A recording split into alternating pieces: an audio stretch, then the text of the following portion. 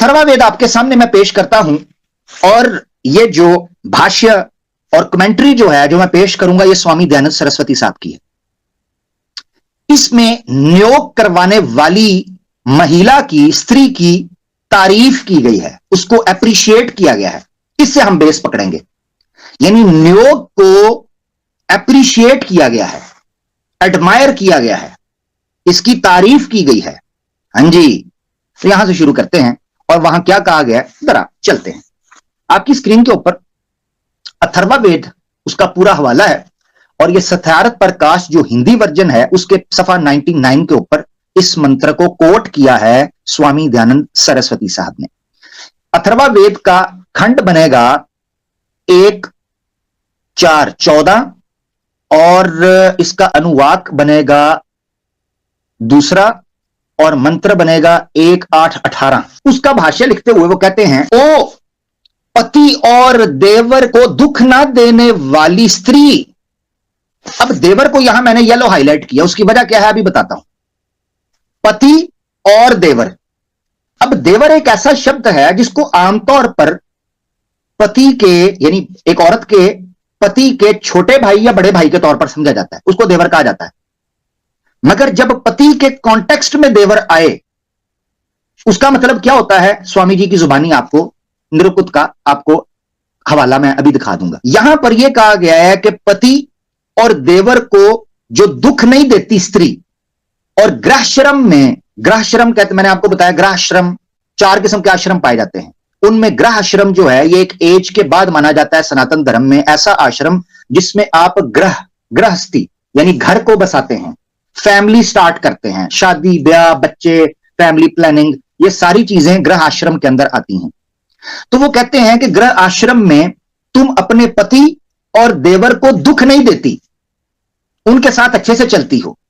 और आगे आ जाए सेकंड लास्ट लाइन के अंदर, वो कहती हैं देवर की कामना करने वाली। क्यों इसको कहा है, शूरवीर पुत्रों की जन्ने, यानी शूरवीर पुत्र, ऐसी संतान जो बड़ी ताकतवर है, पावरफुल, बड़ी स्ट्रांग, हेल्दी, ऐसे पुत्रों को जन्म देने वाली हो, और देवर की कामना करने वाली हो।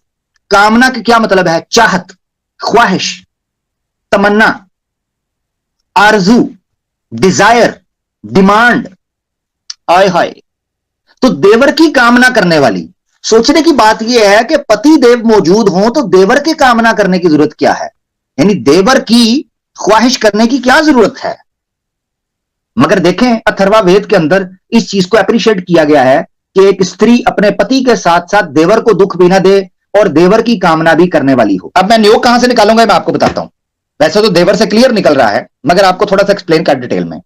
तो यहां नियोग को अप्रिशिएट किया जा रहा है ऐसी स्त्री को जो पति और देवर के साथ सुखी रहती है, उनकी सेवा करती है, उसको दुख नहीं देती और देवर की कामना करने वाली होती है, सुख के साथ रहती है, उसकी एप्रिसिएशन की गई है उस स्त्री की। अब आपको मैं लेकर चलता हूं कि देवर का मतलब क्या होता है। यह आपके सामने सत्यार्थ प्रकाश का कवर है हिंदी का, नीचे लिखा है, मैंने जिसको अंडरलाइन किया है, महर्षि दयानंद सरस्वती साहब। तो ये महर्षि साहब हैं, चूतड़ वेदी सिर्फ नहीं है, यानी इनको सिर्फ चूतड़, वेद का चूतड़ नहीं लगा हुआ, बल्कि इनके साथ साथ महर्षि है, यानी ये ऋषि कपूर के भी महा हैं, यानी उससे बड़े ये नियोगी हैं।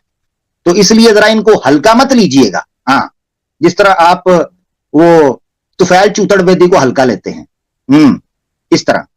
ये आपके सामने देवर के बारे में जब इनसे प्रश्न किया गया सत्यार्थ प्रकाश में पेज 99 के ऊपर, वो कहते हैं यदि किसी का छोटा भाई ही ना हो तो विधवा नियोग किसके साथ करे, ऊपर प्रश्न लिखते हैं। वो कहते हैं कि अगर आप तो कहते हैं कि देवर के साथ नियोग करना चाहिए, तो देवर ऐसा होता है जिसके साथ नियोग होता है।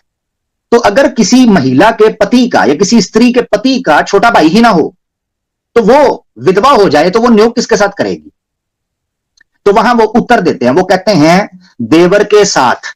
सेकंड लाइन में उत्तर देवर के साथ, वो कहते हैं देवर के साथ ही करेगी, परंतु देवर शब्द का अर्थ जैसा तुम समझे हो वैसा नहीं।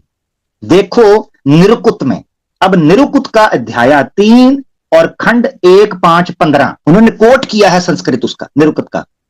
कोट करके कहते हैं, नीचे देखें, देवर उसको कहते हैं कि जो विधवा का दूसरा पति होता है। अब ये पूरी डिटेल वो बयान करते हैं, चाहे उनका छोटा भाई हो या ना हो। वो कहते हैं चाहे छोटा भाई व बड़ा भाई अथवा अपने वर्ण व अपने से उत्तम वर्ण वाला हो, यानी देवर उसे कहेंगे, भाई हो छोटा बड़ा या अपने वर्ण या अपने से उत्तम वर्ण का कोई भी पुरुष हो, जो कि विधवा के साथ ठुकाई का काम करे, जिसको आप ठुकाई प्लेयर कह लें या ठुकाई मास्टर कह लें, जो होगा उसको देवर कहेंगे।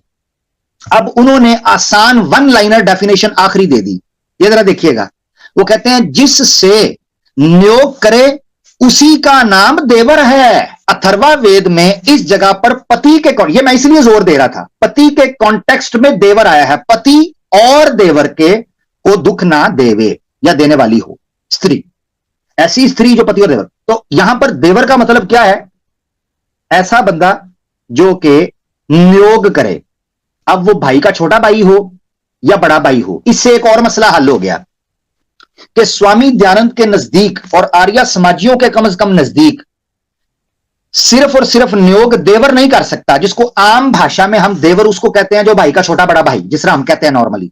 मगर संस्कृत या निरकुत के अनुसार और जब ये पति के कॉन्टेक्स्ट में आ जाए तो उस वक्त देवर आपने सिर्फ उसको नहीं कहना जो पति का बड़ा या छोटा भाई हो, बल्कि हर उस बंदे को देवर कहा जा सकता है कि जो रात को बिना पैसे दिए कुंडी लगा के शोर शराबा करके सुबह नहाए बगैर चला जाए, उसको कहा जाएगा देवर।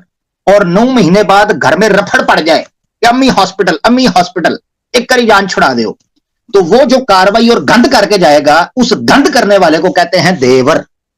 ऐसा ये अश्लील समाज है कि इन्होंने रिश्तों की धज्जियां और परखच्चे उड़ाकर रख दिए हैं कि जिनको कल तक भाभी मां सम्मान समझा जाता था, उनका मतलब यह रख दिया कि भाभी मां सम्मान है तो भाभी को मां बनाकर छोड़ेंगे, काम सीधा करेंगे।